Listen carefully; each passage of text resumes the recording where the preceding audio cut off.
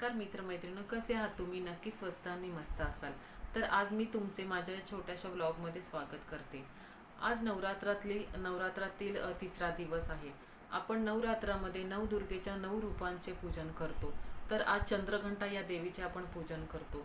चंद्रघंटा या देवीच्या मस्तकावरती अर्धचंद्र हा घंटेच्या रूपात आहे, म्हणून तिला चंद्रघंटा या नावाने ओळखले जाते.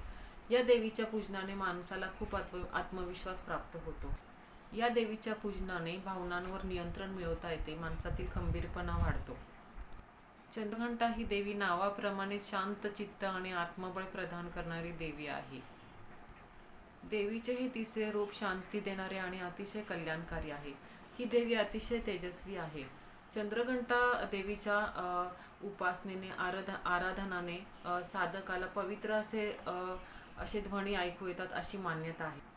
भूतलावरील अंधकार नाहीसा करण्यासाठी आणि धर्माचे रक्षण करण्यासाठी ही चंद्रघंटा देवी प्रकट झाली असे सांगितले जाते. या देवीचे तेजस्वी रूप पाहून देवांनी, देवतांनी आणि भक्तगणांनी अतिशय आनंदित होऊन अतिशय आनंदोत्साहाने देवीला खूप सुवर्ण अलंकार आणि खूप साज ह्यांनी शृंगारित केले. नाना विधी आणि सुवर्ण अलंकारांनी आणि चंद्रहाराने देवीचा कंठ अतिशय फुलून सुंदर दिसतो. देवीचे पूर्ण शरीर हे सुवर्ण रंगात असून ती दशभुजा आहे. 10 भुजा ह्या 10 दिशांचे प्रतीक आहेत आणि देवीच्या 10 भुजांमध्ये शस्त्र आणि सुवर्ण अलंकार आहेत. चंद्रघंटा या देवीला केशरी रंगाची खीर अर्पण केली जाते.